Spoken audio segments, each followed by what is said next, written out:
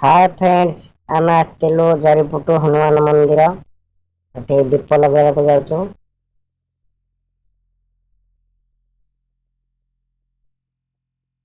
ये दीप लगेलु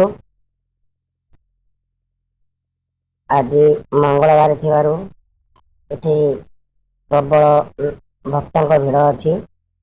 बहुत सुंदर मंदिर टी आसतु केवे समय मिलले एठिकी बुलिया ପାଇଁ। देखंतु बसिकी एठी हनुमान चालीसा पढुछंती किछि युवक।